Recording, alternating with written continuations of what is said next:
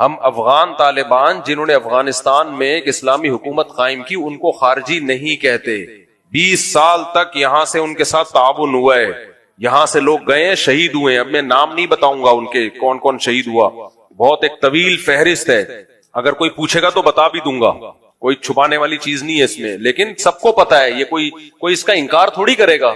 تو اور ان میں مفتی عبد الرحیم صاحب کے سگے بھائی 2 شہید ہوئے ہیں. ابھی کیا میں ڈیٹیل میں جاؤں گا تو پھر باتیں بہت, کیونکہ ابھی میڈیا پہ ہر کچھ کھل کے بیان نہیں کیا جا سکتا. تو بات یہ, افغانستان میں کوئی ایک ریاست نہیں تھی مضبوط, ٹکڑوں میں بٹا ہوا تھا. تو وہاں ملا عمر نے کوشش کی کہ سب کو ایک بادشاہ پہ, ایک خلیفہ پہ جمع کیا جائے.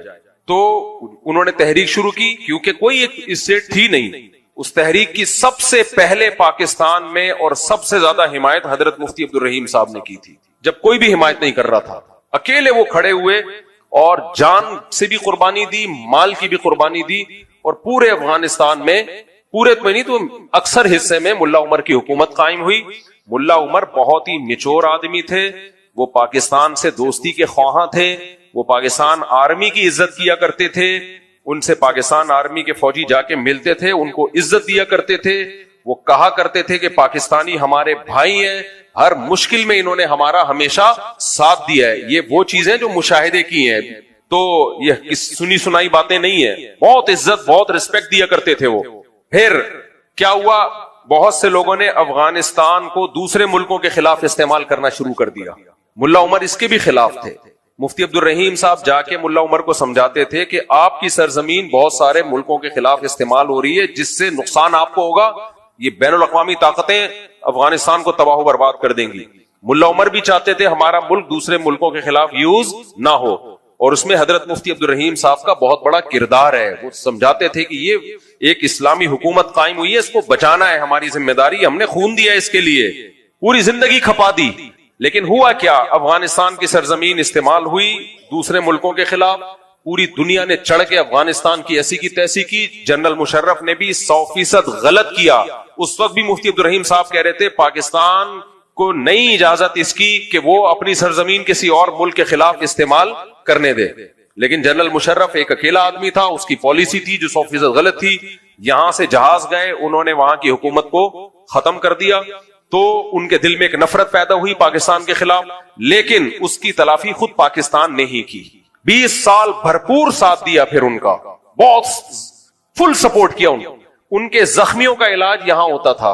جو وہاں غریب آتے تھے افغانی, ملک میں بدحالی ہے, ہجرت کے لیے آ رہے ہیں, پاکستان نے اپنا سینہ بازو ایسے کیا, آ جاؤ ہم تمہیں ٹھکانہ دیں گے. ان کا علاج بھی کیا, ان کو ٹھکانہ بھی دیا, ان کے مہاجرین کو پناہ بھی دی, بہت کچھ کیا پاکستان نے. تبھی بہت اچھے تعلقات. جب تک ملا عمر زندہ تھے پاکستان کے خلاف ایک بیان ان کا کبھی بھی نہیں آیا, ایک بیان نہیں آیا. بلکہ اخبار میں نے خود ان کا بیان پڑھا, انہوں نے کہا کہ ہم تمام اسلامی ملکوں سے اپیل کرتے ہیں کہ ہماری مدد کریں. ان کی رائے یہ تھی کہ ہم تمام اسلامی ملکوں سے دوستی کے قائل ہیں, ہم ان سے دشمنی کے قائل نہیں ہیں. ہم نے افغانستان کا مسئلہ حل کرنا ہے تاکہ افغانستان میں جنگ ختم ہو, ایک مضبوط اسلامی ریاست قائم ہو.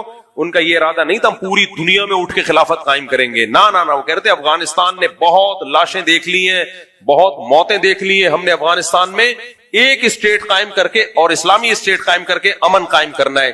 ان کا اخبار میں بیان کوئی پرانا نکالے, آج بھی موجود ہے, کہ پاکستان اور تمام اسلامی ملکوں کی افواج کو انہوں نے ایک اچھے لفظوں میں یاد کیا ہے, صرف پاکستان کو نہیں, ہر ملک کو. ان کا کوئی پھڈا نہیں تھا. پھر ملا عمر کی وفات ہوئی, اس کے بعد ملا اختر منصور آئے. وہ بھی پاکستان سے بہت اچھے تعلقات کے خواہاں تھے, پاکستان آنا جانا ہوتا تھا ان کا. علماء, سارے علماء ان کے فیور میں تھے, اب تک ہے. پھر ملا ہیبت اللہ ہے, ابھی ان کے بارے میں بھی ہمیں یہی اطلاعات تھی کہ یہ پاکستان کے اگینسٹ نہیں ہے. آج بھی افغانستان کے جو طالبان ہیں ان میں اکثریت پاکستان کے خلاف نہیں ہے اور پاکستان سے جنگ نہیں چاہتی. ہوا یہ کہ کچھ لوگ ایسے ہیں جو سپورٹ کر رہے ہیں ان لوگوں کو جو پاکستان آرمی پہ اٹیک کر رہے ہیں اور پاکستان پہ حملے کر رہے ہیں.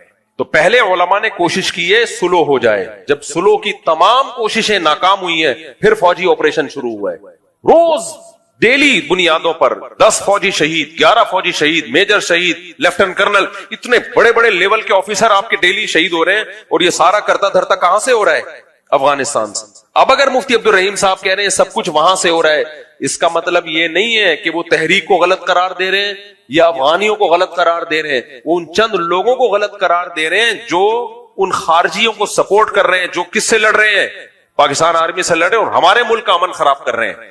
مفتی عبدالرحیم صاحب کا کہنا یہ ہے کہ اگر آپ نے خلافت قائم کرنی ہے، ٹھیک ہے پاکستان سے غلطی ہوئی تھی، اڈے دیے تھے، غلطی ہوئی ہے، مان رہے ہیں بھائی، اور یہ ہماری غلطی تھوڑی ہے، تو فوج ایک مشرف کی غلطی ہے۔ اس وقت بھی فوج کے سب لوگ مشرف کی اس پالیسی کے حامی نہیں تھے، فوج میں بھی بہت کھلبلی مچی ہوئی تھی، وہ نہیں حامی تھے، تو سب اس کو سپورٹ نہیں کر رہے تھے، لیکن آرڈر تو آرمی چیف کا چلتا ہے نا۔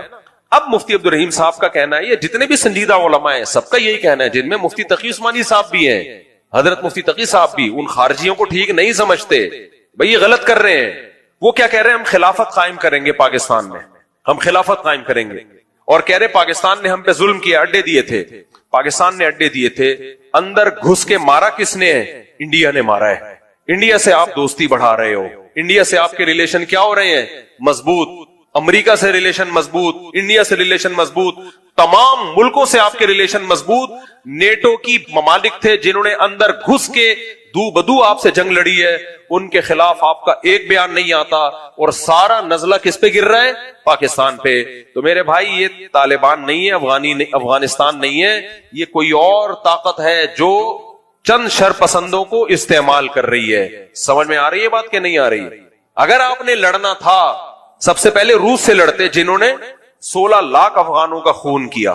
ہم تو وہاں بھی لڑائی کے قائل نہیں ہے، کیونکہ آپ لڑو گے تو حاصل کچھ نہیں ہوگا، ایک نئی جنگ شروع ہو جائے گی، کوئی خلافت تھوڑی قائم ہوگی۔ لیکن اگر لڑنا تھا تو سب سے پہلے کس سے لڑنا تھا؟ سب سے پہلے کون آیا تھا افغانستان میں؟ روس آیا، جس نے ان جنگوں کی بنیاد رکھی۔ انہیں کچھ نہیں کہہ رہے آپ، وہاں کوئی تشکیل نہیں ہو رہی خارجیوں کی۔ اس کے بعد آپ کو لڑنا تھا تو کس سے لڑنا تھا؟ انڈیا سے لڑنا تھا، جنہوں نے اندر گھس کے مارا ہے آپ کو، اس سے آپ دوستیاں بڑھا رہے ہو، کسی کو کچھ نہیں کہہ رہے۔ سارا نزلہ ایک اکیلے برادر ملک جو آپ کا ہمیشہ بھائی رہا ہے، جس نے لاکھوں افغانوں کو سینے سے لگایا، ان کو نیشنلٹیاں دی، ان کا کچھ زیرو بزنس تھا اور آج کروڑوں روپے کما رہے ہیں۔ کسی ملک نے مہاجرین کی اتنی بڑی تعداد کو اتنا زبردست ٹھکانہ نہیں دیا جس طرح پاکستان نے افغانیوں کو ٹھکانہ دیا ہے۔ میں نے باہر ملکوں میں افغانی دیکھے جو پاکستان کا پاسپورٹ بنوا کے باہر ملکوں میں ٹریولنگ کی ہے انہوں نے۔ تو اتنا بڑا ظرف جب پاکستان نے کیا ہے تو ان کو بھی ظرف کیسا رکھنا چاہیے؟ بولو، بڑا رکھنا چاہیے۔ لیکن ہو کیا رہا ہے؟ چند شرپسند لوگ ہیں، میں نہیں کہہ رہا کہ افغانستان پاکستان کے دشمن ہے، نا، چند سر پھرے لوگ ہیں جو دونوں بھائی ملکوں کو لڑا رہے ہیں آپس میں۔ تو ہمیں ان شرپسندوں کے خلاف اٹھنا ہے، یہ اکیلے مفتی عبدالرحیم کا کام نہیں ہے، یہ ہم سب کو مل کے کرنا ہے۔ وہ بےچارے اکیلے میدان میں آئے ہیں اور بدنام ہو گئے ہیں، کوئی ان کو کرنل کہہ رہا ہے، کوئی بریگیڈیئر کہہ رہا ہے، کوئی درباری ملا، کوئی سرکاری ملا۔ بس کرو یار، وہ ملک بچانے کی بات کر رہے ہیں، کہہ رہے ہیں جہاد سے یوٹن لے لیا، کوئی یوٹن نہیں لیا جہاد سے میرے بھائی۔ تو وہ یہ کہہ رہے ہیں کہ جہاد کے نام پہ جو پاکستان میں خارجیوں کی تحریک ہے ہم اس کو نہیں مانتے، اس میں ہم فوج کا ساتھ دیں گے، کیوں؟ اور فوج کا ساتھ دینے سے فوج کا ساتھ دینا مقصد نہیں ہے، بار بار کہتا ہوں، فوجی لوگ آتے جاتے رہتے ہیں، آرمی چیف بھی آئے گا، کل جائے گا، کوئی اور آئے گا۔ فوج بچانا مقصد نہیں ہے، بچانا کیا ہے؟ ملک بچانا مقصد ہے، کنٹری بچانا مقصد ہے۔ کیونکہ اگر یہ تحریکیں زیادہ زور پکڑیں گی تو اس سے پاکستان میں خلافت قائم نہیں ہوگی، پاکستان کے کئی ٹکڑے ہو جائیں گے، اور بیرونی طاقتیں یہاں کے میرے اور آپ کا وہ حشر کریں گی۔ میں بار بار کہتا ہوں، میں اور آپ غزہ کو بھول جائیں گے، وہ حشر ہونے والا ہے ہمارا۔ تو اس لیے ان خارجیوں کو کہا جائے کہ آپ خلافت کے نام پہ لوگوں کو بیوقوف مت بنائیں۔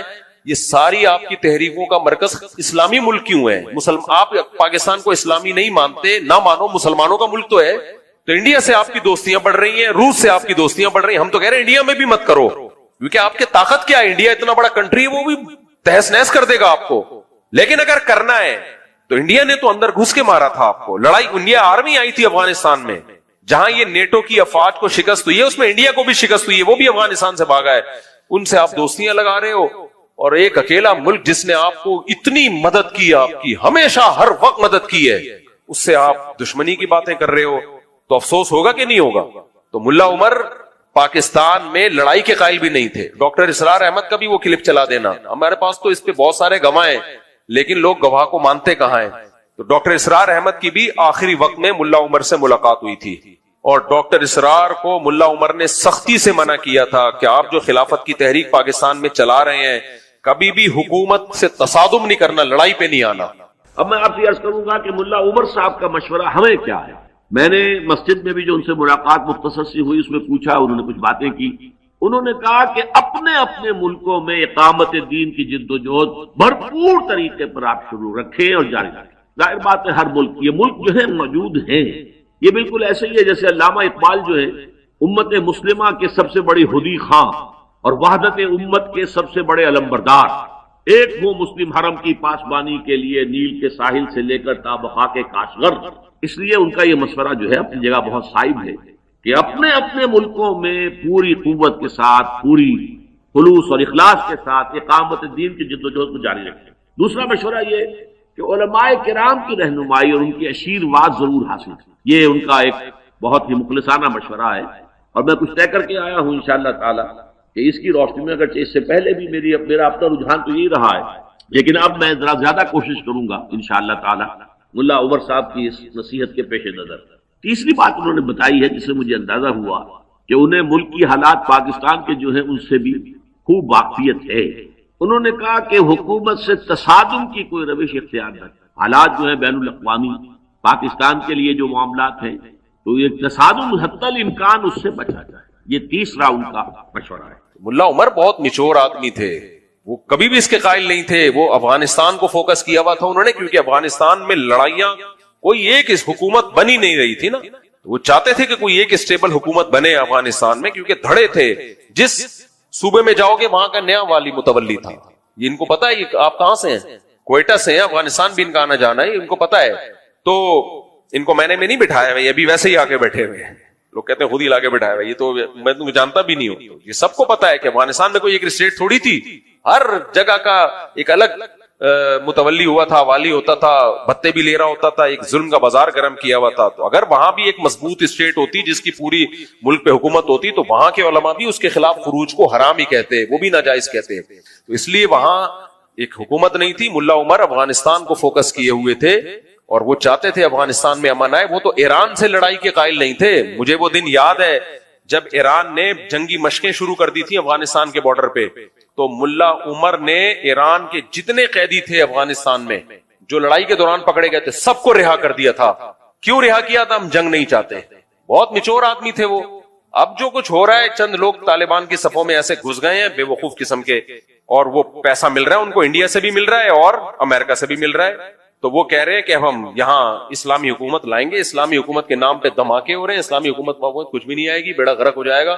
تو اس لیے ہم سب نے مل کے, افغان طالبان کی بات نہیں ہو رہی ہے, ہم سب نے مل کے ان خارجیوں کی تحریک کو روکنا ہے. اور اس میں ہم نے اپنی ہر غلط چیز میں ہم فوج کا ساتھ نہیں دیں گے. لوگ سمجھتے ہیں میں فوج کا پٹھو بن گیا ہوں. بھائی کوئی غلط چیز ہوگی ہم نے نہیں ساتھ دینا, ہم کو ٹھیکہ تھوڑی لیا ہوا ہے. لیکن جہاں ملک کی سالمیت کی بات آئے گی تو ہم کس کے ساتھ ہیں؟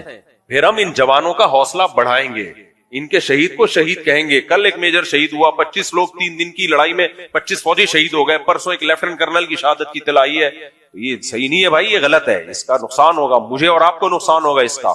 اچھا لوگ مجھے کہتے ہیں مفتی صاحب ڈر گیا, ڈرا ہوتا تو یہ باتیں نہ کر رہا ہوتا, چپ بیٹھا ہوا ہوتا. جو فوجیوں پہ اٹیک کر سکتے ہیں وہ مجھے بھی بم سے اڑا سکتے ہیں. سمجھ رہے ہو کہ نہیں سمجھ رہے؟ میں اور آپ کس کھیت کی مولی ہیں, بہادر ہوں اس لیے یہ بات میں نے کر دی ہے. جو چپ بیٹھے ہیں ان کے بارے میں تو خطرہ ہے کہ ڈر گئے ہیں. مفتی تقی عثمانی صاحب نے جب ان خارجیوں کے خلاف بیان کیا ہے نا, اس کے بعد ان کی سیکیورٹی اتنی سخت ہو گئی ہے, اتنی سخت ہو گئی, اتنی سخت ریڈ ہے ان کو, کیونکہ انہوں نے بھی بیان کس کے خلاف کیا تھا؟ خارجیوں. وہ تو مل کے آئے تھے پھر آ کے بیان کیا ہے. تو یہ نہیں ہے یہ سب پروپیگنڈا ہے, جہاز سے یو ٹرن لے لیا اور وہ سب, یہ ایسا کچھ بھی نہیں ہے. ملا عمر کی بات الگ تھی.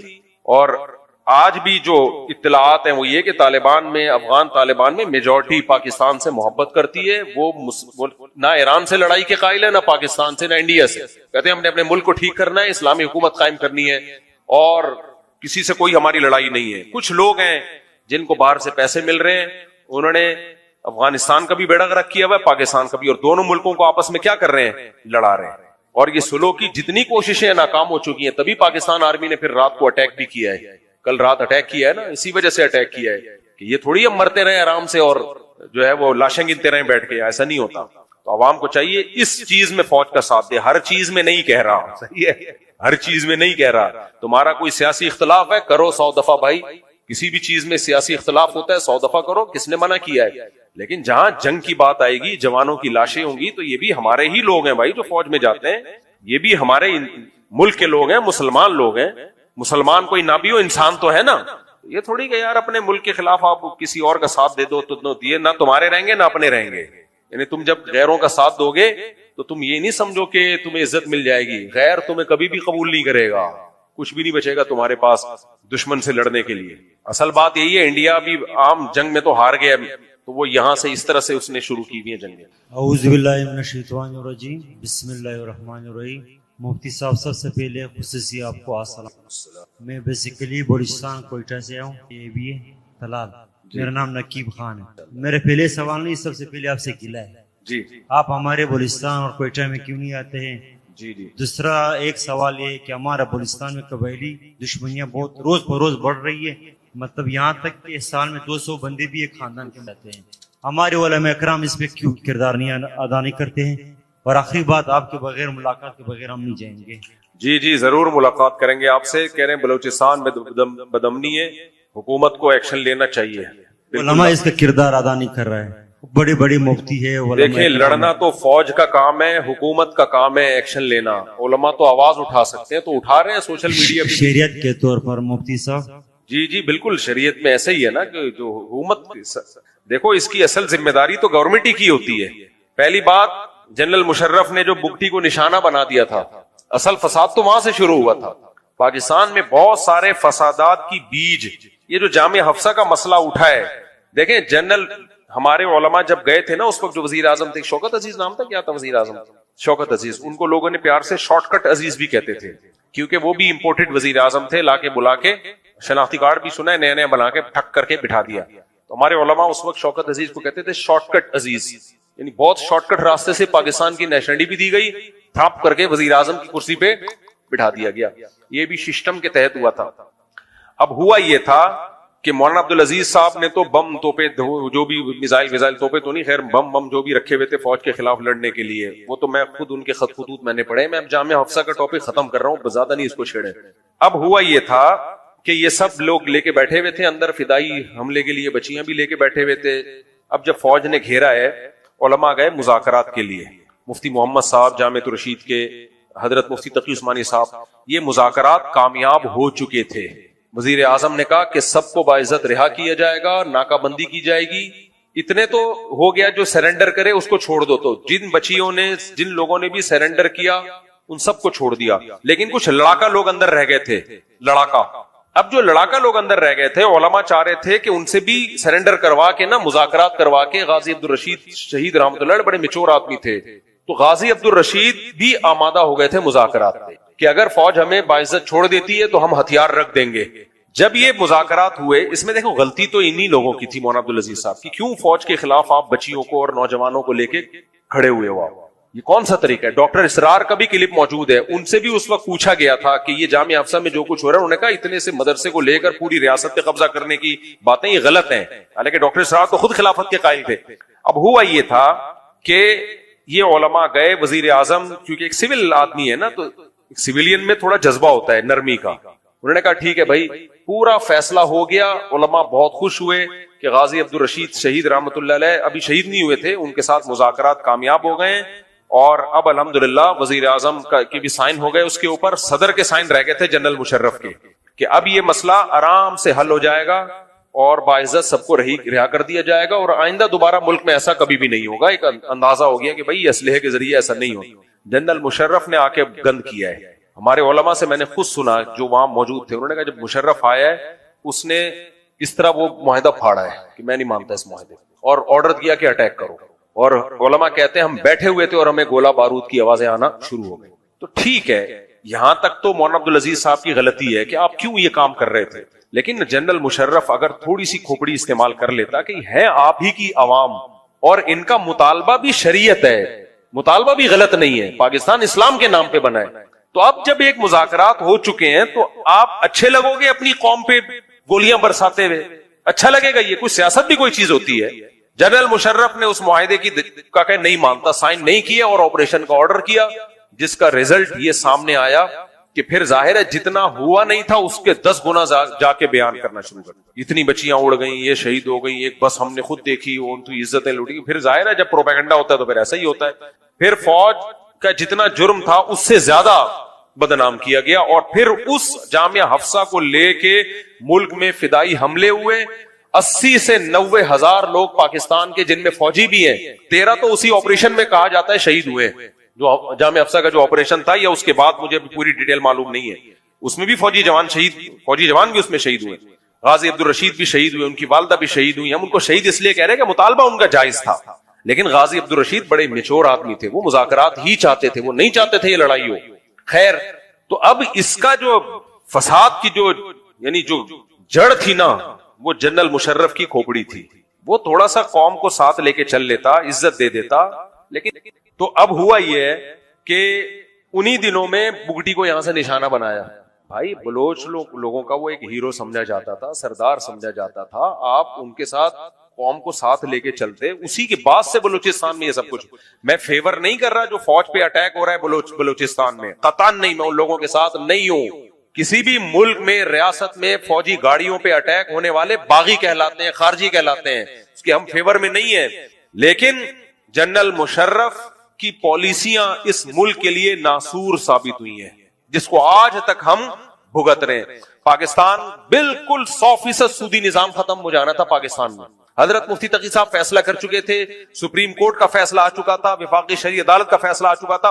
اب جب امپلیمنٹ کے لیے جا رہے تھے، جنرل مشرف نے ڈنڈے کے زور سے مفتی تقی عثمانی صاحب کو وفاقی شرعی عدالت کے جج ہونے کی حیثیت سے ہٹایا، دوسرا جج اپنی مرضی کا لا کے رکھا، اور اس نے اس سود کے خلاف جو فیصلہ آیا تھا وفاقی شرعی عدالت کا، اس کو پینڈنگ میں ڈال دیا۔ تو یہ گڑبڑ بھی کس نے کی ہے؟ جنرل مشرف نے کی۔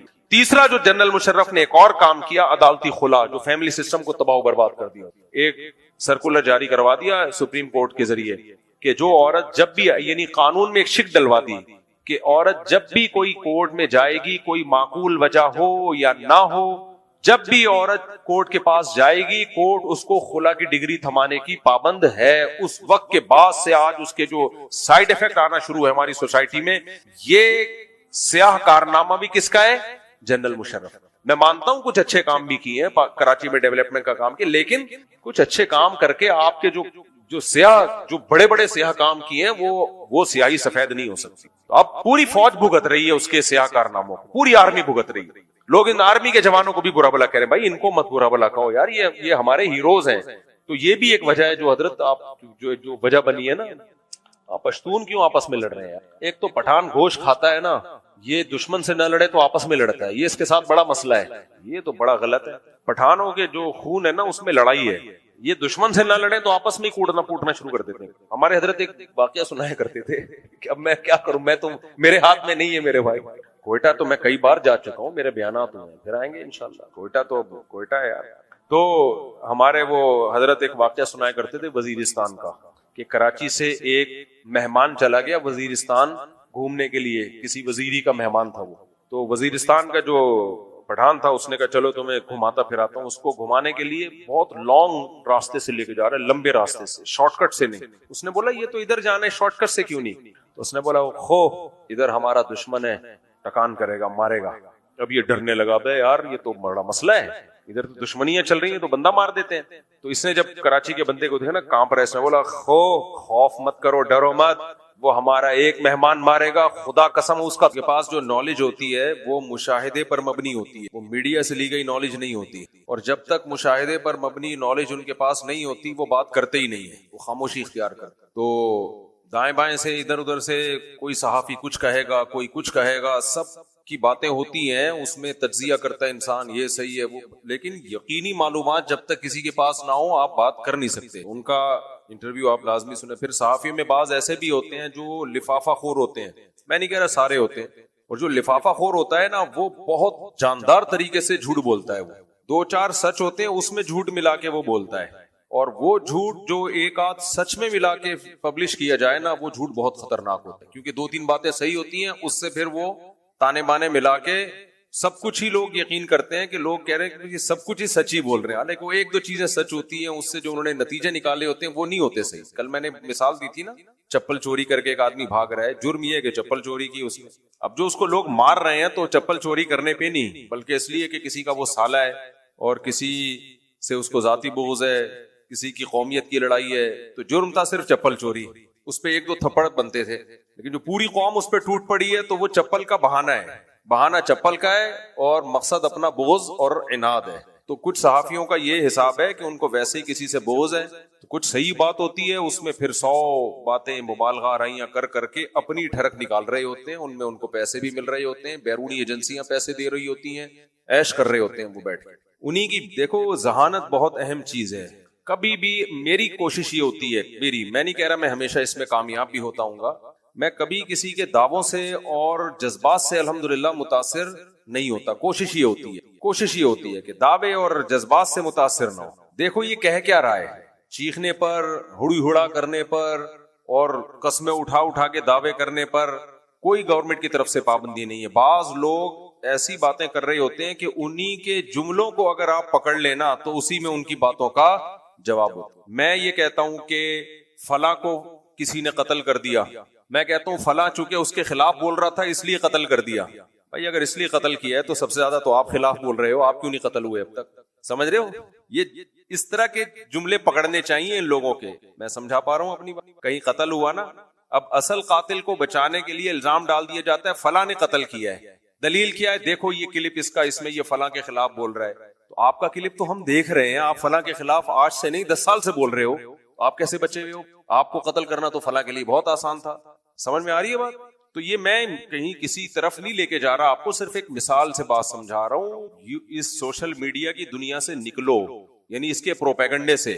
کبھی کسی کے بارے میں یقینی تحقیق کے بغیر تبصرہ مت کرو. ضروری نہیں کسی میں ایک برائی ہو تو اب جتنی بھی برائیاں ہیں ساری اسی کے کھاتے میں ڈالی جائیں، اور کسی میں اگر ایک آدھ اچھائی نکل آئی تو اب جتنی بھی اچھائیاں ہیں ساری اسی کے کھاتے میں ڈالے جائیں. ایسا ہوتا نہیں. تو ان کا انٹرویو لازمی سنیں آپ، حضرت مفتی رحیم صاحب کا JTR میڈیا ہاؤس پہ انہوں نے پوڈ کاسٹ دیے. بالکل نیوٹرل ہو کے سننا ہے، کسی بھی بغض، کسی کے عشق میں بھی مبتلا نہیں ہو رہا، کسی کے بغض میں بھی مبتلا نہیں ہو رہا. نارمل اور نیوٹرل ہو کے آپ وہ سنیں تو انشاءاللہ آپ کو بہت اچھی بہترین گائیڈنس ملے گی اس میں. ہم چلتے ہیں جی 18واں پارہ آج ہم نے پڑھا ہے رمضان 2025 1446 ہجری. 18واں پارہ شروع ہوتا ہے، اس میں سورہ مومنون بھی ہے اور سورہ نور بھی. آج پھر مجھے ایک اور جگہ بیان کے لیے جانا ہے، میں ذرا جلدی نمٹاؤں گا. سورہ مومنون کو اللہ تعالیٰ نے اہل ایمان کی صفات سے فرمایا مومنین کامیاب ہو گئے. مومنین کی سب سے پہلی علامت کیا ہے؟ فی صلاتہم خاشعون، نمازوں میں خشوع پیدا کرتے ہیں. والذین هم عن اللغو معرضون، فضول لغویات سے بچتے ہیں. لغو کسے کہتے ہیں؟ ہر وہ کام جس کا نہ دنیا میں فائدہ ہو اور نہ آخرت. ایسے کاموں کو چھوڑ دینا. کچھ بھی نہیں ہے، وہی یہ ویڈیو گیم نہیں کھیل رہے ہوتے بیٹھ کے، کوئی فائدہ نہیں. گیم کھیلیں آپ بھاگنے دوڑنے والے، ذہن فریش ہوگا آپ کا. اس سے کیا ہوگا؟ ڈش لگے ہوئے ہو موبائل میں، کچھ بھی نہیں ہوتا، بلکہ دماغ خراب ہوتا ہے اس سے. اللہ کا مجھ پر اتنا بڑا احسان ہے، مجھے کوئی ویڈیو گیم پکڑا دے، میرے سے بٹن بھی نہیں چلتے اس کے کہ یار کہتے ہیں بہت دلچسپ گیم ہے. بھائی باقاعدہ ارادہ کر کے ٹائم کیوں ضائع کریں یار؟ بعض چیزیں خود بخود ہو جاتی ہیں. جیسے آپ نے کسی کو ٹائم دیا 10 منٹ کا، گپ شپ میں آدھا گھنٹہ ہو گیا، چلو جی آدھا گھنٹہ ضائع ہو گیا، لیکن وہ بغیر ارادے کے ہو گیا. گپ شپ میں مزہ اتنا آیا، چلو جی آدھا گھنٹہ. یہاں تو باقاعدہ ارادہ کرتا ہے انسان کہ میں نیت کرتا ہوں ٹائم ضائع کرنے کی. سانپ والا کھیل رہے ہیں، کیا ہے بڑا ہوتا جا رہا ہے وہ سانپ، بس یہ میں نے اتنے سانپ، وہ پہلے نوکیا میں آتا تھا نا سانپ والا. تو پہلے زمانے میں ماں باپ بچوں کو موبائل میں یہ چیزیں نہیں کھیلنے دیتے. ہم تو دیکھتے تھے کہیں سے چھوٹا سا وہ آ گیا نا ہمارے پاس ویڈیو گیم، ہمارے والد صاحب کا تو بہت غصہ، اتنا غصہ کرتے تھے، ہم ان سے چھپ کے کرتے تھے، پھر چھوڑ دیا. وجہ اس کی کیا ہے؟ والد صاحب یہ سوچتے تھے یہ تو تم باقاعدہ نیت کر کے ٹائم ضائع کر رہے ہو، یہ فضول لوگوں کا کام ہے. یہ چیزیں گوروں نے ہماری سوسائٹی میں انگریز لائے. کھیلو کودو، فٹ بال کھیلو، ہاکی کھیلو، کرکٹ کھیلو، ٹینس کھیلو، یہ سب چیزیں کھیلو بھائی, کس نے منع کیا ہے؟ ان سے دماغ فریش ہوتا ہے, آپ کا اسٹیمنا بڑھتا ہے, بہت فائدہ ہے اس کا. لیکن یہ جو ویڈیو گیم کی ہماری سوسائٹی میں رواج ہے, اس سے بچوں کو روکنا چاہیے. بعض دفعہ والدین کو پسند نہیں ہوتی چیز, لیکن روک اس لیے نہیں ہوتے کہ اور اس سے بڑی کسی برائی میں مبتلا نہ ہو جائے.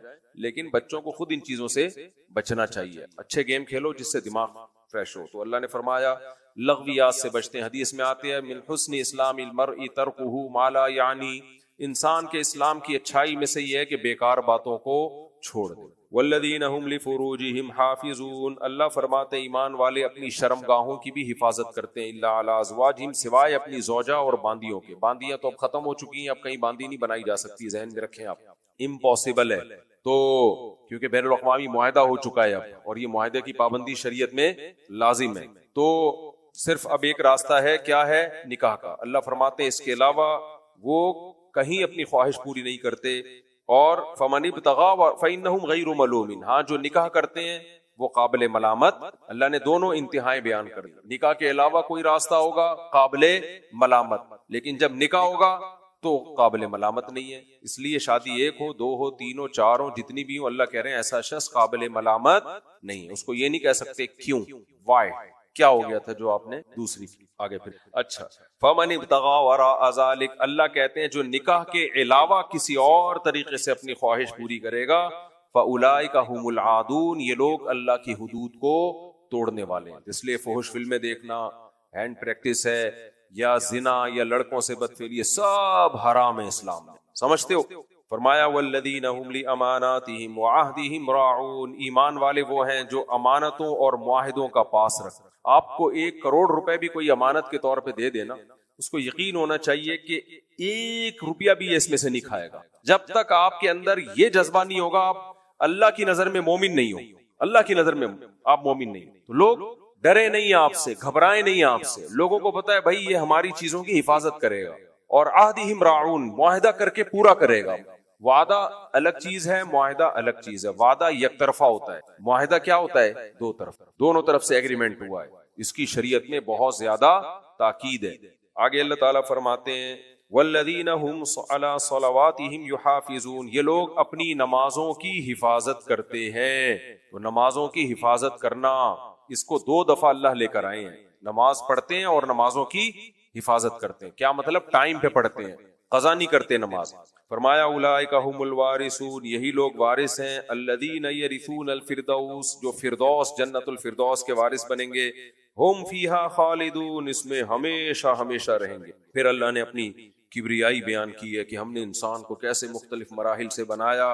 کچھ نوح علیہ السلام کا اللہ نے واقعہ بیان کیا, اپنی قدرت بیان کی اللہ نے کہ ہم کیسے آسمان سے پانی برساتے ہیں. وَإِنَّ عَلَىٰ ذَهَابٍ بِهِ لَقَادِرُونَ, جو برسا سکتا ہے وہ اس پانی کو خشک بھی کر سکتا ہے.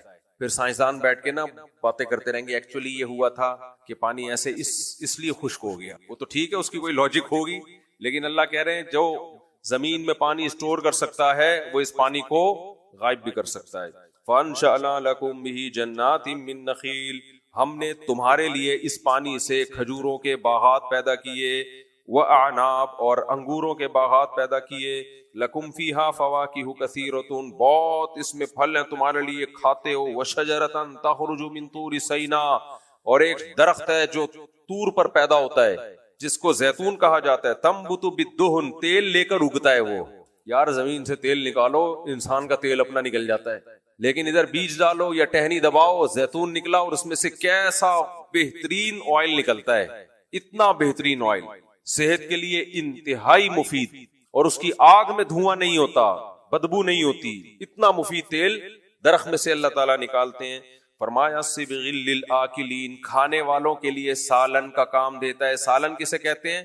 روٹی کو جس میں ڈبو کے کھایا جائے. 2 چیزوں کو سے پتا چلتا ہے کہ سالن ہے وہ, جو آج ہماری سوسائٹی میں سالن ہے نہیں. اللہ نے ایک زیتون کے تیل کو سالن کہا ہے کہ اس سے روٹی کھایا کرو. آج کوئی کھاتا ہے ہی نہیں. زیتون کے تیل سے روٹی کا رواج ختم. اور دوسرا اللہ نے حدیث میں آتا ہے نعم الادام الخل, سرکہ بہترین سالن ہے. ہم سرکے کو سالن میں ڈال کے کھاتے ہیں, سرکہ بطور سالن کے نہیں کھاتے. ایک بڑے قبلہ حکیم ہے, وہ ان کا کہنا یہ ہے روزانہ سرکہ نہیں کھانا چاہیے، ذہن میں رکھو، یہ حدیث میں سرکے کو بہترین سالن تو کہا ہے، لیکن ایسا نہیں تھا کہ نبی صلی اللہ علیہ وسلم روزانہ سرکہ کھاتے تھے، کیونکہ سرکہ ایک ایسڈ ہوتا ہے.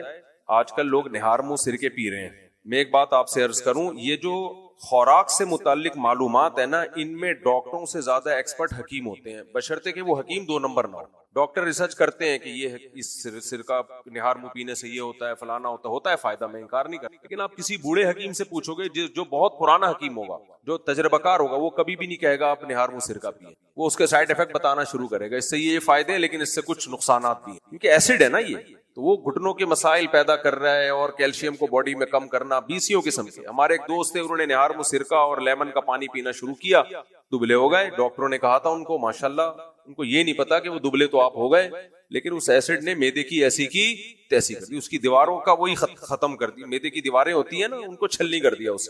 تو ایسی کوئی بھی چیز کسی ایک ڈاکٹر یا ایک یوٹیوب کلپ کو دیکھ کے شروع نہیں کر دیا کرو کہ صبح صبح سرکہ پانی میں ڈال کے پینے سے یہ ہو جائے گا.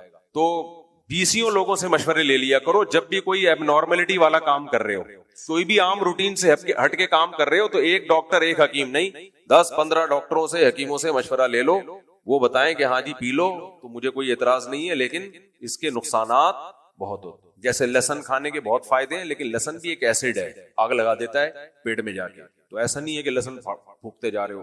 ابھی ایک صاحب نے لہسن کا پانی نکال کے روزانہ بڑھ بڑھ کے پی رہے ہیں بوتل. میں نے کہا بیٹا تیرا انا للہ ہو جائے تو مجھے جنازے پہ بلا لینا. خیر ہم آگے چلتے ہیں. تو وَإِنَّ لَكُمْ فِي تو حکیم لوگ کہتے ہیں مہینے میں 1 دفعہ سرکے کو سالن کے طور پہ کھا لو. واللہ عالم، باقی طب کی باتیں ڈاکٹروں سے حکیموں سے پوچھے. اللہ فرماتے ہیں وَإِنَّ لَكُمْ فِي الْأَنْعَامِ الْعِبْرَةً، تمہارے لیے چوپایوں میں عبرت کا سامان، کیسے ہم تمہیں ان سے دودھ پلاتے ہیں اور ان پر تم وہ سواری کے طور پہ بھی کام آتے ہیں. بہت زبردست اللہ نے اس میں مثالیں دی ہیں. ایک اور مثال اللہ نے دی کہ پچھلی قوموں میں ایک پیغمبر آئے تو وہ کیا کہنے لگے، ما ھذا الا بشر مثلکم. ہر پیغمبر کو ایک طعنہ دیا گیا، یہ تو تمہاری طرح کے انسان ہیں. یاکل مما تاکلون منہ، جو تم کھاتے ہو وہی یہ بھی کھاتے ہیں. ویشرب مما تشربون، جو تم پیتے ہو وہی یہ بھی پیتے ہیں. لوگوں کے ذہن میں ہمیشہ سے بزرگی کا تصور ایک الگ ہی بیٹھا ہوا ہے، بھئی یہ تو ہماری طرح کے انسان ہیں. وَلَئِنْ أَطَعْتُمْ بَشَرًا مِثْلَكُمْ، اگر تم اپنے جیسے انسان کو فالو کرو گے تم خسارے میں پڑ جاؤ گے. اور دیکھو یہ باتیں بھی کتنی عجیب کرتے ہیں. باتیں کیا کرتے ہیں، أَيَعِدُكُمْ، دیکھو یہ ہمیشہ سے پرانا طعنہ ہے جو آج بھی مذہبی اسکالرز کو دیا جاتا ہے اور سائنسدانوں کی طرف سے. ابے یہ مذہبی لوگوں نے جنت جہنم میں الجھایا ہوا ہے. لوگوں کس میں الجھایا ہوا ہے، جنت میں اور جہنم میں. موت کے بعد زندگی اور قبر میں فرشتے آئیں گے، پھر اٹھے گے اور حشر ہوگا اور حساب و کتاب ہوگا. او بھائی سائنس ان چیزوں کو نہیں مانتی. تو یہ نئی بات نہیں ہے. ہر پیغمبر پہ کو یہ طعنہ دیا گیا کہ آپ کس طرح کی باتیں کر رہے ہو. تو ان پیغمبر کو بھی قوم نے کیا دانا دیا، اَیَعِدُکُم، لوگو تم سے یہ کس قسم کا وعدہ کر رہا ہے یہ شخص معاذ اللہ، انکم اذا متم، کہ تم جب مر جاؤ گے، وکنتم ترابا وعظاما، اور تم مٹی اور ہڈیاں ہو جاؤ گے. یعنی یہ مانتے بھی ہیں کہ ہم مٹی ہو کے ختم ہوتے ہیں یہ پیغمبر. انکم تخرجون، اس کے بعد تمہیں دوبارہ زندہ کیا جائے گا. ہیہاتا لما توعدون. ہیہاتا کا مطلب جیسے ہم اردو میں کہہ رہے ہو بھائی بس کرے یار، یہ عقل سے بہت، بھائی کوئی بات کر رہا ہوتا ہم کہتے ہیں بس کر جا، بس بہت ہو گیا. یہ کب ہم کہتے ہیں یہ جملہ، کہ جب عقل سے بالکل ہی الٹی بات ہوتی ہے جو عقل میں آ ہی نہیں سکتی. تو انہوں نے بھی کہا ہیہاتا لما توعدون، بھائی جس آخرت کا تم سے وعدہ کر رہے ہیں وہ ہیہاتا، وہ یقین لانے والی چیز نہیں ہے. خود مان بھی رہے یہ پیغمبر کہ مر کے ہم مٹی بھی ہوتے ہیں، ہڈیاں بوسیدہ بھی ہو جاتی ہیں. اس کے بعد یا تو یہ کہتے ہیں کہ مر کے ہم ویسے ہی رہتے ہیں، مانتے ہیں کیڑے کھا کے ختم کر دیتے ہیں. اس کے بعد کہہ رہے ہیں دوبارہ حساب ہوگا. ہیہاتا لما توعدون، جس کا تم سے وعدہ کر رہے ہیں یہ عقل سے دور ہے، یہ ماننے والی باتیں نہیں. ایسے مسترد کرتے تھے، ابے بس کر، ابے کیا حوروں کی باتیں کر رہے، سمجھ رہے ہو. اس طرح کی آج بھی یہ سیکولر لبرل طبقے کا نا اسٹائل یہی ہوتا ہے. بھائی مولوی نے تھوڑی کہا ہے کہ جنت ہے جہنم میں، اللہ کا پیغام آپ تک پہنچا لیا، آپ جانو اللہ جانے، لڑ لینا. جب اگر قبر میں حساب نہیں ہوا تو آپ کی لک ہے، ہو گیا تو پھر مفتی طارق مسعود کو یاد کرو گے، پھر مولانا طارق جمیل صاحب کو یاد کرو گے، یار صحیح بولتے تھے. تو پھر اصل میں تو اللہ کے پیغمبر کو یاد کرو گے کہ نبی صلی اللہ علیہ وسلم کے پیغام کو ہم نے ٹھکرایا، پھر کہنے لگے ان ہی الا حیاتنا الدنیا، پیغمبروں سے کہنے لگے بھائی بات یہ ہے کہ صرف یہ دنیا کی زندگی ہی ہے، نموت و نحیا، اس میں ہم مرتے بھی ہیں پیدا بھی ہوتے ہیں، ایک نیچرل پروسیس ہے یہ کیا ہے؟ نیچرل. زمین میں آم کی گٹلی ڈالیں گے، نیچرل پروسیس ہے، درخت اگے گا، آم اگیں گے، بیوٹی آف نیچر ہے یہ کیا ہے؟ بیوٹی. نیچر نے اس گٹلی میں سافٹ ویئر ڈال دیے ایسے، پانی لگے درخت بنے اور پھر انہی سے دوبارہ گٹلیاں پیدا ہو جائیں، یہ سائیکل. جو ایتھیس اور ملحد لوگ ہیں نا، ہر قدرت کے کرشمے کو بیوٹی آف نیچر کہہ کے پتلی گلی سے نکل جاتے ہیں. پھر جب دوبارہ زندہ ہوں گے نا قیامت کے دن، پھر یہ کہیں گے بیوٹی کا الٹا کیا ہوتا ہے؟ اگلی. بدصورت کو کہتے ہیں نا، وہ تو بدصورت عورت کو کہتے ہیں. بیوٹی کا الٹ کیا ہوگا؟ اگلینس.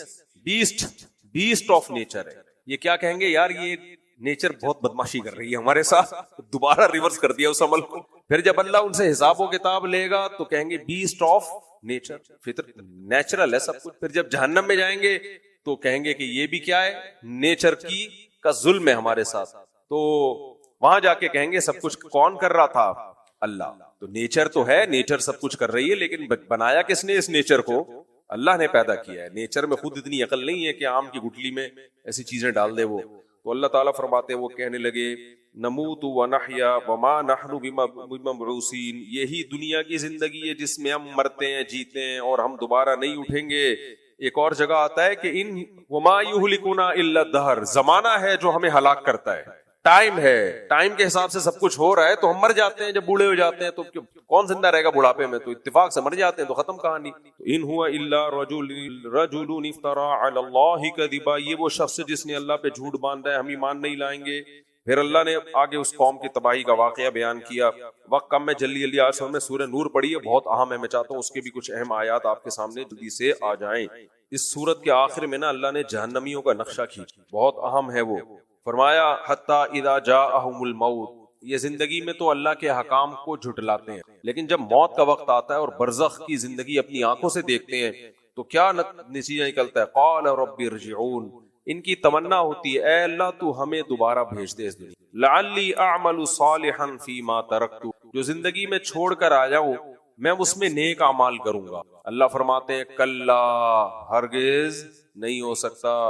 انہا کلمۃ هو قائلها، یہ تھوڑا پہلے کہہ دیتا تو اس جملے کی بڑی قدر تھی میرے دل میں. اب یہ جملہ کہہ رہا ہے تو ایک کلمہ ہے جو تیری زبان سے نکلا اور ہوا میں تحلیل ہو گیا. وَمِن وَرَائِهِمْ بَرْزَخٌ إِلَى يَوْمِ يُبْعَثُونَ، اب تیرے سامنے ایک برزخ کی زندگی، ایک پردہ ہے، اور اس کے بعد قیامت ہے. فَإِذَا نُفِخَ فِي الصُّورِ، پھر جب سور میں پھونکا جائے گا، فَلَا أَنْصَابَ بَيْنَهُمْ يَوْمَئِذٍ وَلَا يَتَسَاءَلُونَ، کوئی نسب کام نہیں آئے گا، کوئی کسی کو پوچھے گا نہیں.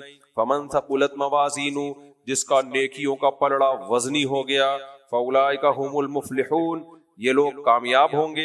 وَمَنْ خَفَّتْ مَوَازِينُهُ، جس کا برائیوں کا پلڑا جھک گیا، نیکیوں کا پلڑا ہلکا ہو گیا.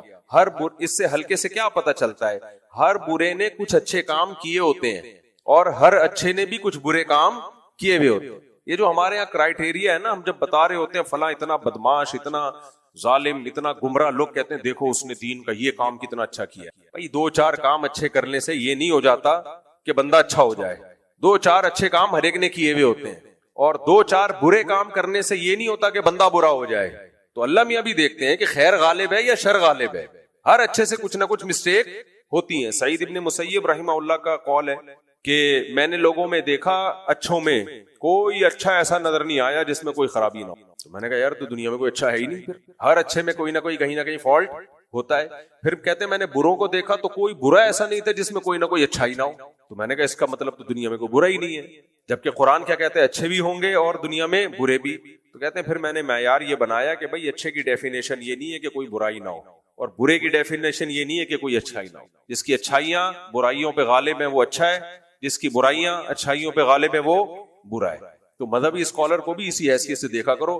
صحابہ کو برا بلا کہنا، کسی ولی اللہ کا کہنا چھوڑنا، اور جھوٹ پلود اور فضول قسم کی صبح و شام لوگوں میں نفرتیں پھیلانا، ایک آدھ اچھی بات بھی مارکیٹ میں چلا دینا، تو اس سے یہ تھوڑی ہوتا ہے کہ دو چار اچھی باتیں. تو یہ تو ہر آدمی کر رہا ہوتا ہے دو چار اچھی باتیں. تو جس کو جب کوئی فیور دینا ہوتا ہے تو وہ ان دو چار اچھی باتوں کو ہائی لائٹ کر رہا ہوتا ہے. تو اللہ نے فرمایا جس کے نیکیوں کا پلڑا کم پڑ گیا, برائیوں کا پلڑا جھک گیا.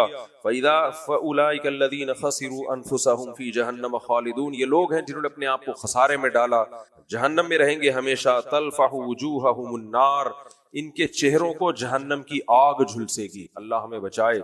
پھر اللہ ان سے کہے گا الم تکن آیاتی تتلی علیکم فکنتم بہا تکذبون, تم آج اس آگ میں جل رہے ہو, کیا دنیا میں میری آیات تم کو نہیں پڑھ کے سنائی جاتی تھی اور تم ان کا انکار کر دیا کرتے تھے.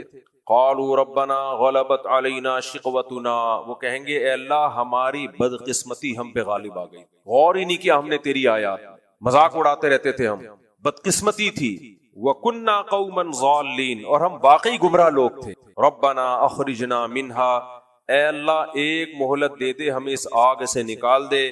فَإِنْ عُدْنَا فَإِنَّا ظَالِمُونَ, اگر دوبارہ ہم جرم کریں تو ہم پکے ظالم ہیں. قَالَ اخْسَئُوا فِيهَا, اللہ کہیں گے ذلیل ہو کے پڑے رہو اس آگ میں.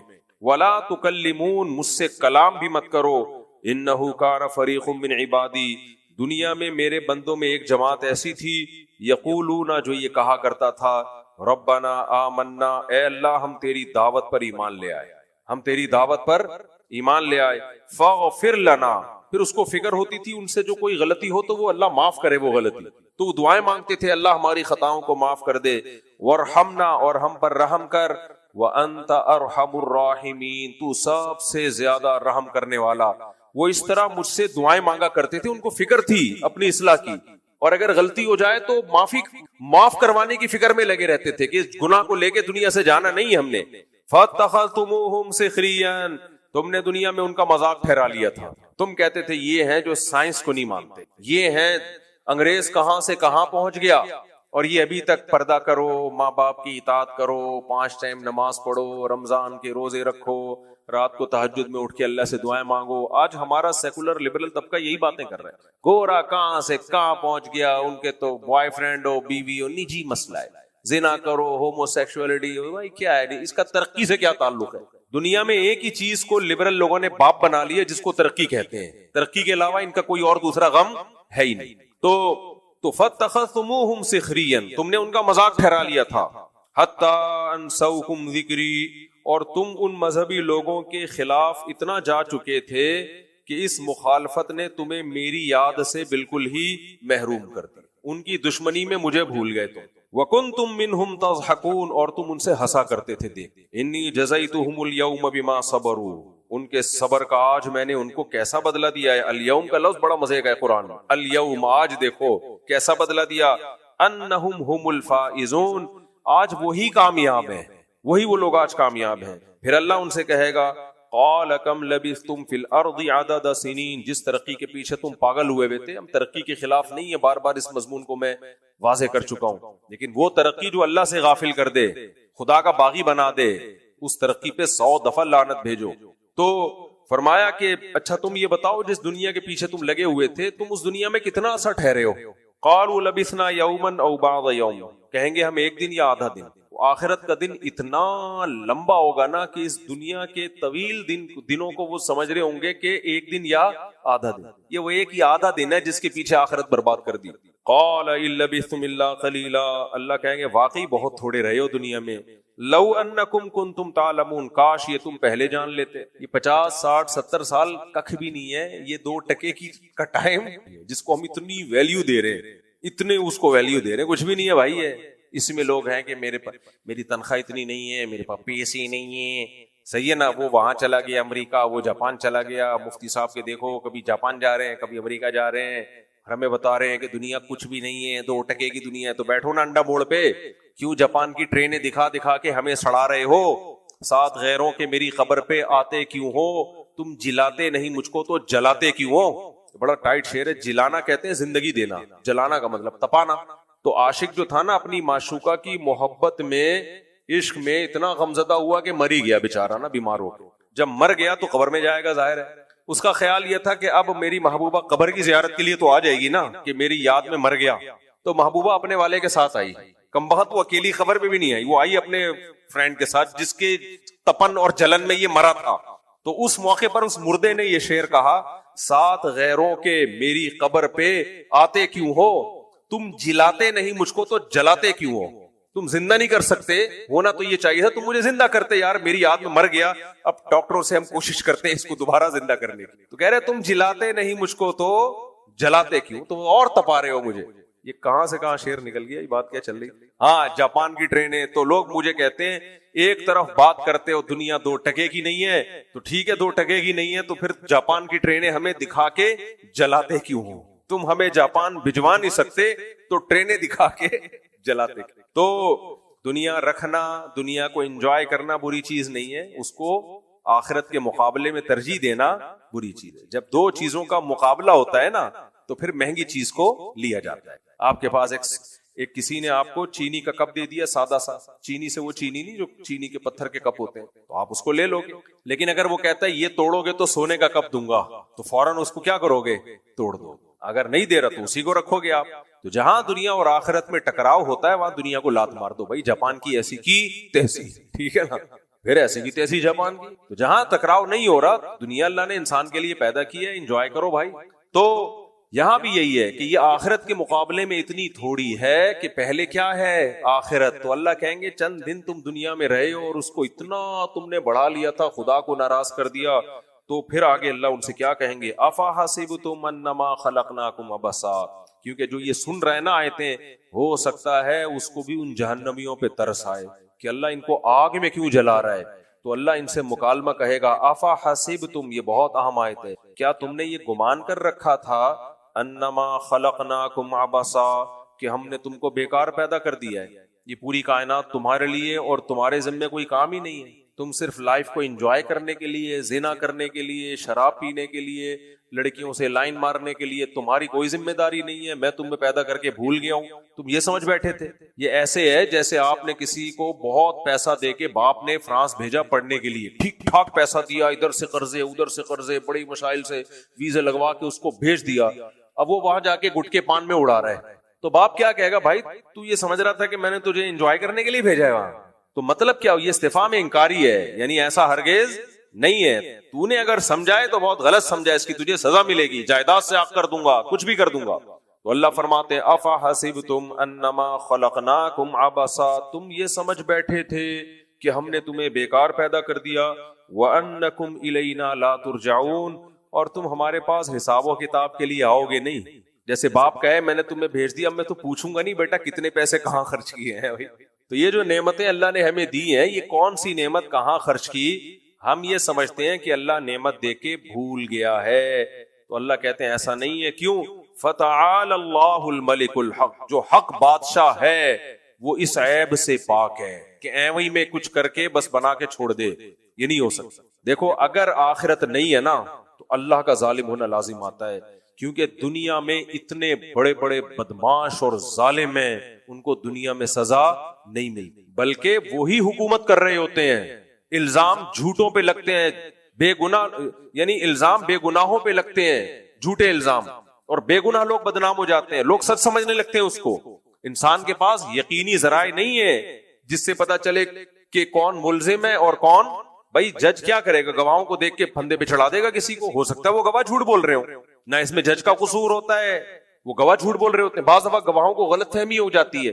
اتنا دنیا میں اس معاملے میں اونچ نیچ ہے کہ دنیا میں حقیقی انصاف ملنا بہت مشکل ہے.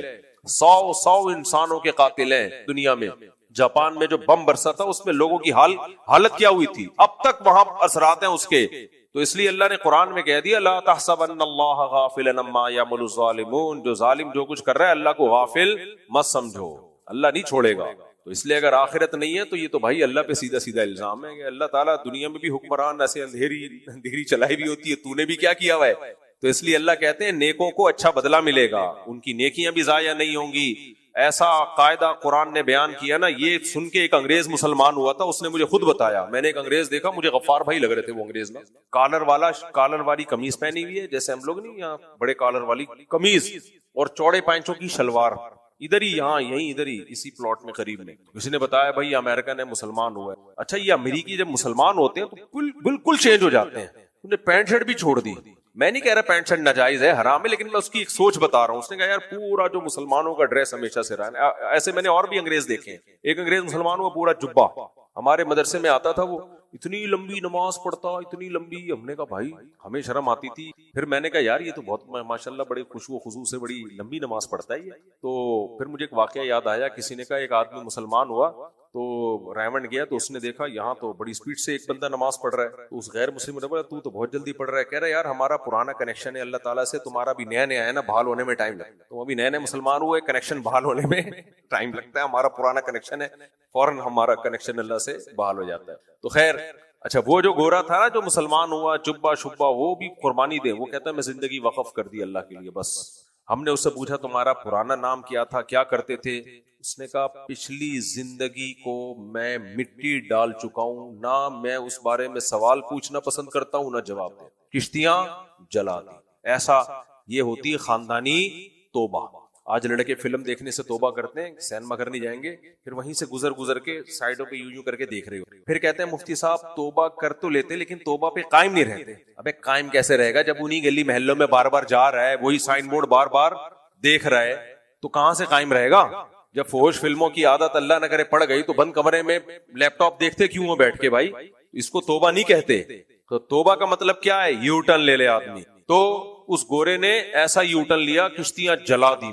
ایک اور فرانس کا گورا ملا, وہ جامع رشید میں آیا, وہ بھی ایسا جبا ایسی داڑھی. کچھ گوروں کو تو میں نے انٹرویو امریکہ میں لیے ہیں, مسلمان ہوئے اور ہمارے مدرسوں میں داخلہ لے کے عالم بن رہے ہیں ماشاءاللہ. لوگ کہتے ہیں مدرسوں میں منجن بکتا ہے, تو وہ انگریز تو منجن نہیں خریدے گا, اتنا بے وقوف نہیں ہوتا, پورا پراپر عالم بن رہا ہے. ہمارے مدرسوں نے کئی انگریزوں کو عالم بنایا ہے, سمجھتے ہو؟ تو وہ بھی پورا یو ٹرن لے لیا اس نے. تو پھر یہاں ادھر ہی گلشن اقبال میں کسی لڑکی سے اس انگریز نے شادی کی اور ایسا یو ٹرن لیا کہ میری گپ شپ ہوئی تو کہہ رہا ہے میں پوری 4 شادیاں کروں. تو میں نے کہا کیوں؟ کہتا ہے جب میں نے سب عیاشی چھوڑ دی جو اسلام سے پہلے کرتا تھا, تو جو اسلام نے مجھے اجازت دی اس سے فائدہ تو اٹھاؤں گا نا میں. پھر مجھے کہنے لگا میری بیوی نہیں مانتی, اور کہہ رہا ہے میں نے اس کو نہیں کہا کہ تو لازمی کرنا, میں نے کچھ بھی نہیں کہا. تو کہتا ہے لیکن مجھے بڑی حیرانگی ہو رہی ہے کہ وہ مسلمان ہے تو وہ مجھے کیسے روک رہی ہے. میں نے کہا وہ مسلمان تو ہے لیکن بیوی بھی تو ہے نا وہ, تو اس کو ظاہر ہے سوکن آ رہی ہے اس کے اوپر.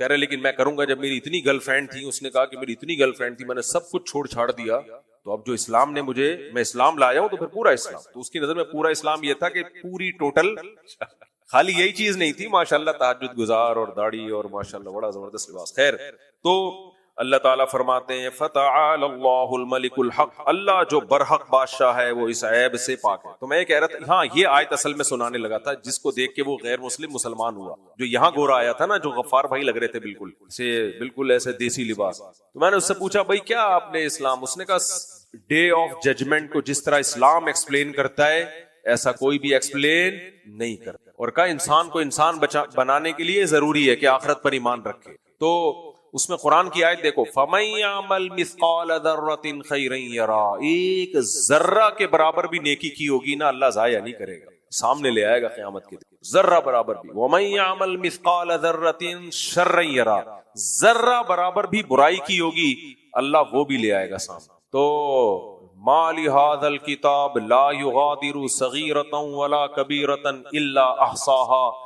قرآن کہتا ہے جب انسان اپنے نامہ اعمال کو دیکھے گا وہ کہے گا کیسا اعمال نامہ ہے کہ کوئی باریک گوشہ میری زندگی کا, چھوٹا گوشہ ہو یا بڑا عمل ہو, کچھ بھی نہیں چھوڑا اس نے, کچھ بھی نہیں چھوڑا اس نے. وہ حیران ہوگا بھائی ایسی تو رپورٹ آج تک ہم نے کبھی دیکھی نہیں ہے. تو اللہ کہتے ہیں ایسا انتظام ہو رہا ہے ہم سب کے اعمال کے محفوظ کرنے کا. تو اللہ بچائے ہمارا بنے گا کیا آخرت میں. ڈاکٹر عبدالحی رحمہ اللہ فرمایا کرتے تھے کہ اللہ حساب نہ بھی لینا, صرف دنیا کو یہ بتا دے کہ یہ کچھ کر کے آیا ہے. یہ کیا کر کے آیا ہے؟ یہ بندہ یہ کچھ کر کے آیا ہے. تو کون بچے گا میرے بھائی, کون بچے گا؟ وہ جو ذلت ہوگی نا وہی کافی ہے. اللہ ہم سب کو اس ذلت کے سے محفوظ رکھے, نیک اعمال کی توفیق عطا فرمائے. تو یہ سورہ مومنون تھی. اب آگے سورہ نور ہے. سورہ نور میں بہت سارے احکام ہیں آپس میں رہنے کے, ریاست سے متعلق. سب سے پہلے اللہ نے زانیوں کو چترول لگانے سے شروع کیا اس آیت. الزانیۃ والزانی فاجلدوا كل واحد منهما 100 جلدہ.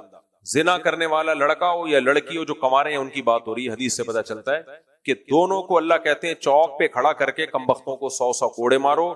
ولا تأخذكم بهما رأفة في دين الله, جب اللہ کا حکم جاری کرو تو تمہیں نرمی نہیں آنی چاہیے. وليشهد عذابهما طائفة من المؤمنين, مسلمانوں کی ایک جماعت یہ منظر اپنی آنکھوں سے دیکھے.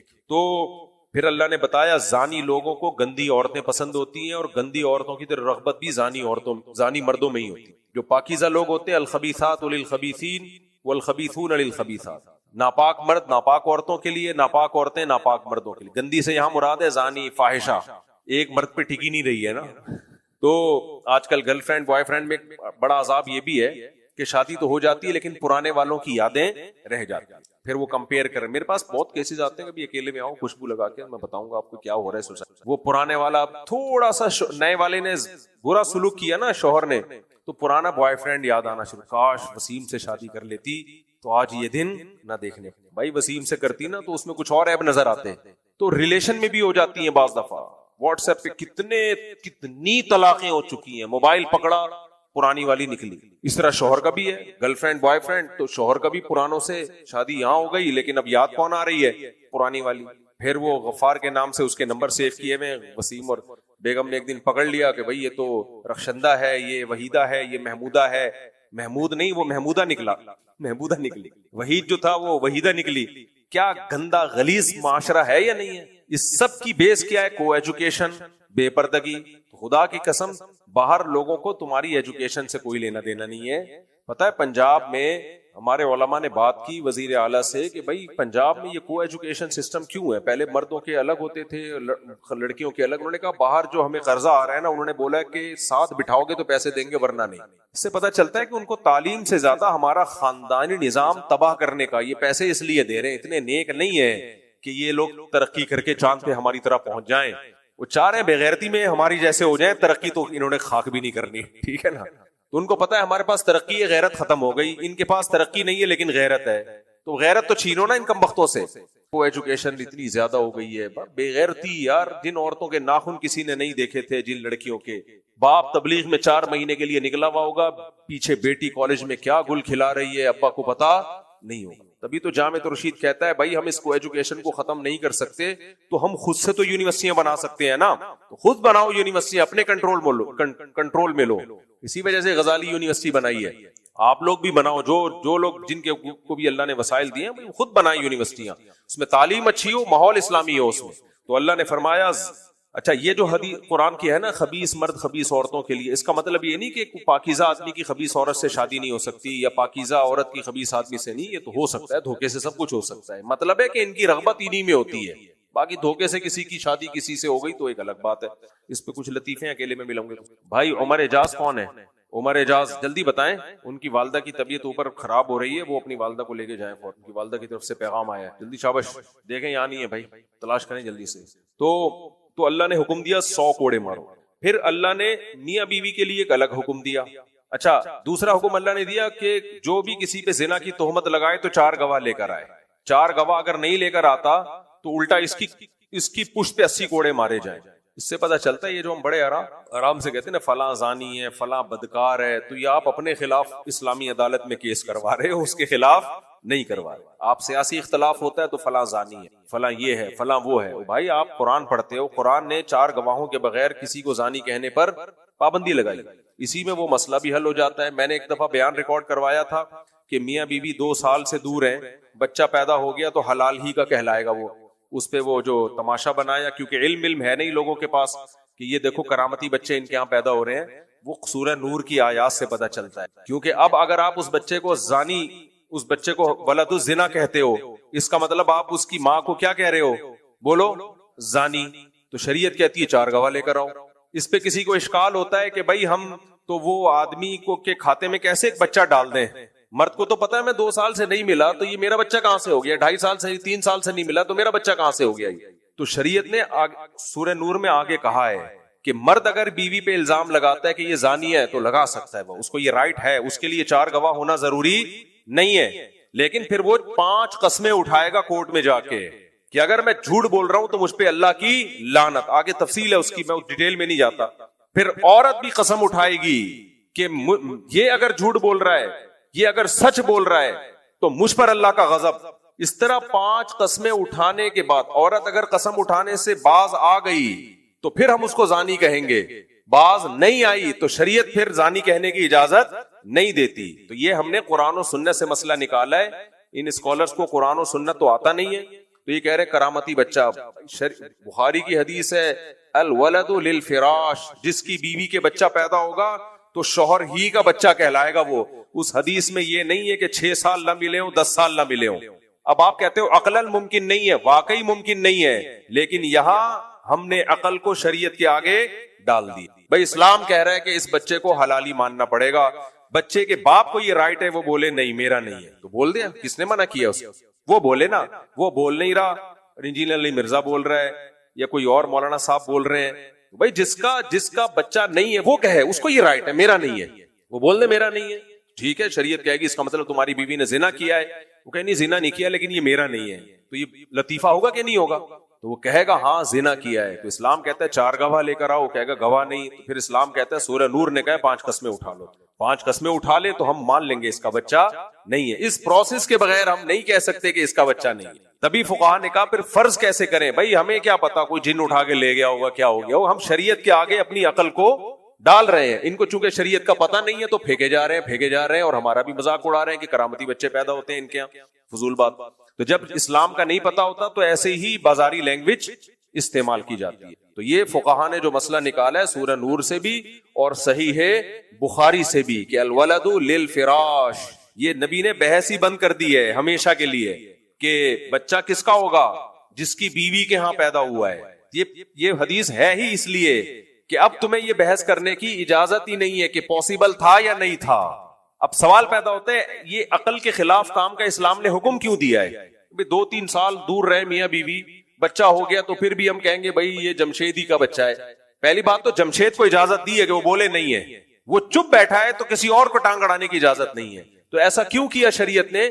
بچے کے نسب کی حفاظت کے لیے، تاکہ وہ حلالی کہلائے ناجائز نہ کہلائے. کیونکہ اسلام بچے کے نسب کی حفاظت پہ بہت حریص ہے. اسلام کہتا ہے جس کا ہے وہ بولے میرا نہیں ہے. جب وہ نہیں بول رہا تو ہم فرض کر لیں گے اسی کا ہے، تو اس کے ہمیں کیلکولیشن کرنے کی اجازت نہیں ہے.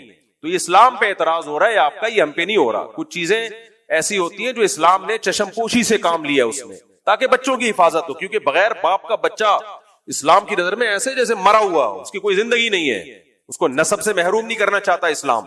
سمجھتے ہو کہ نہیں سمجھتے؟ تو اس کے اور بہت سارے دلائل ہیں. میں تو صرف اس لیے بتا رہا ہوں کہ دین علماء سے سیکھا کرو. یہ جو بازاری لب و لہجے ہوتے ہیں نا، کرامتی بچے، یہ سب بے وقوف لوگوں کو متاثر کرنے کے لیے اچھے ہوتے ہیں.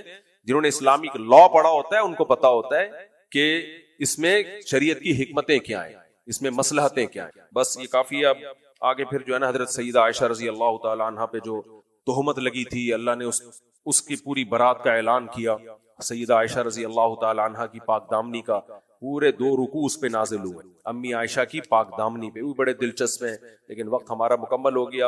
اور انہی 2 رکوع کی وجہ سے علماء کا اتفاق ہے کہ جو سیدہ عائشہ پہ تہمت لگاتا ہے، آپ کو معاذ اللہ زانی سمجھتا ہے، وہ دائرہ اسلام سے خارج ہے. کیونکہ پورے 2 رکوع اللہ